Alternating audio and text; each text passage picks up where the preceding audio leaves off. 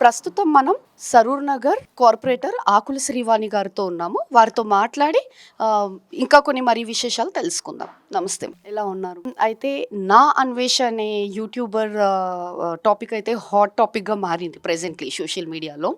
దాని గురించి ఎలా స్పందిస్తారు? కంటెంట్ లేక నెగిటివిటీనే వైరల్ అవుతుంది అని చెప్పి కాంట్రవర్సీనే మా స్టేటస్ అన్నట్టుగా తీసుకెళ్తున్న వాళ్ళు వీళ్ళంతా. ఈరోజు మన దేశంలో ఏమైపోయిందంటే, దేశాన్ని గౌరవించమంటేనేమో మతోన్మాదం అంటారు, ధర్మాన్ని పూజించండి అని అంటే ఎక్స్ట్రీమిజం, సాంప్రదాయాన్ని కాపాడండి అని అంటే అసహనం, చరిత్రలో ఉన్న నిజాలు చెప్తాము అని అంటే ఆగ్రహం. ఇలా అయిపోయింది మన సమాజం. కాబట్టి ఇలాంటి వాళ్ళు ఏదో పుట్టుకొస్తున్నారు. ఎట్లయితే వరిసేన్లలో నుంచి మనం కలుపు పీకి పడేస్తామో ఇట్లాంటి వాళ్ళను కూడా పీకి పడేయాలి. వీళ్ళ వల్ల మనకి లాభం ఏమీ లేదు, నష్టమే ఉంది. ఈరోజు దేశాన్ని మనం విచ్ఛిన్నం చేయాలి అని చెప్పి పాకిస్తాన్ వాళ్ళు, బంగ్లాదేశీ వాళ్ళు కుట్రలు చేస్తున్నారంటే అది సహజం. వాళ్ళు మన శత్రువులుగా ఆలోచిస్తారు, వాళ్ళు చేస్తున్నారు అని అనుకోవచ్చు. కానీ మన దేశంలోనే ఉంటూ, మన దేశంలో పుట్టి, మన దేశం గాలి పీల్చుకుంటూ, ఇక్కడ తిండి తినుకుంటూ, ఇక్కడ వాళ్ళు ఇచ్చే డబ్బులతోటి బతుకుకుంటూ ఇక్కడ వాళ్ళని విమర్శిస్తానంటే మాత్రం ఎవరు కూడా ఊరుకోడు. ఇన్ని రోజుల నుంచి ఏదో వీళ్ళు సహనంతో ఉన్నారు అని అనుకుంటే మాత్రం ఇట్లాంటి వాళ్ళను పీకి పడేసే సమయం కూడా వస్తుంది. ఆ రోజు రావద్దు అని అంటే ఇంకొకసారి ఎవరు కూడా ధర్మం గురించి, దేశం గురించి మాట్లాడొద్దు. మీకు కంటెంట్ లేకపోతే ఏదో ఒక పనులు చేసుకొని బతకండి, కానీ దేశం గురించి, ధర్మం గురించి పిచ్చి పిచ్చి వాక్యాలు చేస్తే మాత్రం ఎవ్వరు కూడా ఊరుకోరు. మెటా సంస్థ వాళ్ళు చేసింది కరెక్టే అంటారా? డెఫినెట్లీ అండి. ఈరోజు సోషల్ మీడియా అన్నది మనకు ఒక అస్త్రం. జనరేషన్కి తగ్గట్టుగా సోషల్ మీడియాని వాడుకొని నీ మంచి కోసం నువ్వు దాన్ని వాడుకోండి. నేను కూడా సోషల్ మీడియా పైన చాలా రిలై అవుతాను.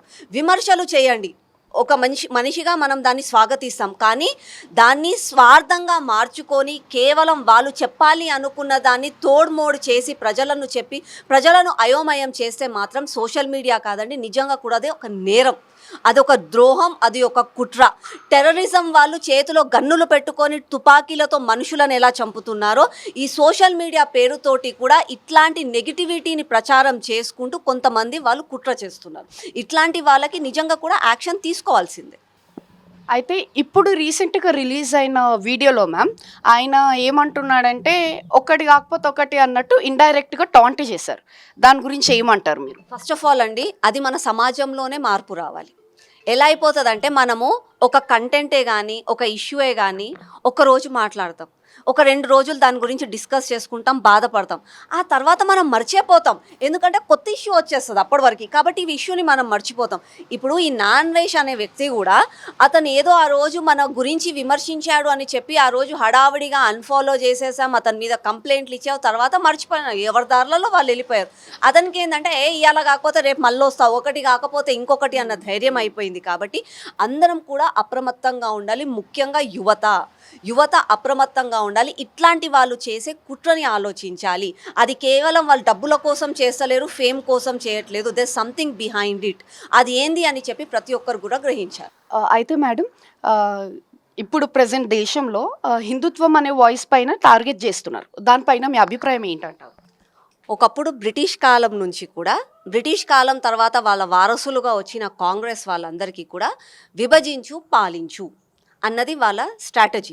అదే స్ట్రాటజీ పైన ఇప్పటికీ కూడా వెళ్తున్నారు. అరే, నా దేశం, నా ధర్మం గురించి నేను గొప్పగా చెప్తే మతోన్మాదం అన్న పేరు పెట్టేసి మాట్లాడనివ్వకుండా గొంతు నొక్కేయాలి అని చెప్పి చేస్తున్నారు. కానీ అది ఎన్ని రోజులు ఉండదండి. ఏదో ఒక రోజు ప్రతి ఒక్కరు కూడా విరుచుకుపడతారు, ప్రతి ఒక్కరు కూడా ఎదురు తిరుగుతారు, న్యాయం అనేది ముందుకు వస్తుంది. నేను ఇప్పుడు ఫర్ ఎగ్జాంపుల్గా చెప్తున్నాను, ఈరోజు మన దేశంలో ఏ ఒక్క ముఖ్యమంత్రి కూడా కాంగ్రెస్ హేతో ముస్లిం హే, ముస్లిం హేతో కాంగ్రెస్ హే అని అనలేదు. కానీ రేవంత్ రెడ్డి గారు పబ్లిక్ మీటింగ్లో అన్నారు. అదే ఒక మాట జస్ట్ ఇన్ కేస్ ఒక బీజేపీ నాయకుడు హిందూ హేతో బీజేపీ హేతో హిందూ అని అంటే ఎంత రాద్ధాంతం అయిపోతుంది. రోడ్ల మీద దిష్టి బొమ్మలు, ధర్నాలు అవన్నీ చేస్తారు. మళ్ళీ అదే కాంగ్రెస్ రేవంత్ రెడ్డి అంటే ఎందుకు చేయలేదు? ఇంకొకటి, నిన్నగాక మొన్న ఒక జియో పాస్ చేశారు రేవంత్ రెడ్డి గారు. ఈ రంజాన్ నెలలో ఎవరైనా ముస్లిమ్స్ వాళ్ళు ప్రార్థన చేసుకోవడానికి, నమాజులు చేయడానికి ఎప్పుడంటే అప్పుడు ఆఫీస్ వదిలి వెళ్ళిపోవచ్చు, గవర్నమెంట్ ఆఫీస్. 4 గంటల తర్వాత కూడా వాళ్ళు వెళ్ళిపోనే వాళ్ళకి వెసులుబాటు ఉంది. మళ్ళీ అదే మా హిందూ సోదరులు అయ్యప్ప మాల ధరిస్తే ఎందుకు వాళ్ళను రానివ్వరు? అయ్యప్ప మాల వేసుకొని ఆఫీస్కి రావాలి అంటే నువ్వు ఆఫీస్కి రావద్దు, నువ్వు లీవ్ పెట్టు నెల రోజులు అని మాట్లాడతారు. ఒక చిన్న అబ్బాయి అయ్యప్ప మాల వేసుకొని వేస్తే స్కూళ్ళల్లోకి రానివ్వరు. నేను దేవి నవరాత్రులకు నేను కూడా ఒక పొద్దు ఉంటా అట్లా అని చెప్పి ఎవరినన్నా ఆఫీస్కి ఏమన్నా వెసులుబాటు ఇస్తారా? ఇవ్వరు. నువ్వు ఏ రోజైతే ఒకరిని ఒకలాగా ఇంకొకరిని ఇంకొకలాగా చూస్తావో అప్పుడే విద్వేషం అనేది వస్తుంది. ఆ రోజే కంపారిజన్ వస్తుంది, ఆ రోజే గొడవలు అవుతాయి. నిజంగా కూడా ఈరోజు మన దేశంలో మతోన్మాద పార్టీ ఏదైనా ఉందా అంటే అది కాంగ్రెస్. అది ఎంఐఎం కంటే కూడా చాలా డేంజర్. బయటి నుంచి వచ్చే విద్రోహుల కంటే కూడా ఈరోజు కాంగ్రెస్ పార్టీ చాలా డేంజర్. మళ్ళీ ఏం చెప్తారు మేడం ఇప్పుడు కాంగ్రెస్ పార్టీకి? మీరు అన్నట్టు నిజమే అది. ఇప్పుడు మనకు చిన్న అబ్బాయి ఎవరైనా స్కూల్లో అయ్యప్ప మాల వేసుకున్నారంటే కొన్ని స్కూల్స్ ప్రాబిట్ చేస్తాయి దాన్ని. మళ్ళీ ఏమంటారు కాంగ్రెస్కి? లైక్ రాబోయే ఇప్పుడు ఏదైతే ఉంటుందో వాళ్ళకి ఏం చెప్తారు? ఎట్లా డీల్ చేయాలి మరి ఈ సిచ్యువేషన్స్?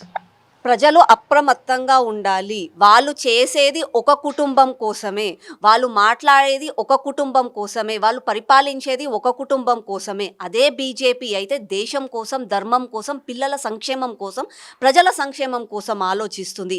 ఆ క్లారిటీ అన్నది ప్రజలకు రావాలి.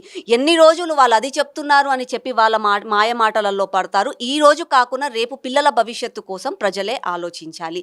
ఆ సమయం వస్తుంది, రాదు అని నేను అనట్లేదు. స్వాతంత్రం తెచ్చుకున్న మనము ఈ కాంగ్రెస్ చేతులలో నుంచి విముక్తి పొందడం అన్నది చాలా ఈజీయే.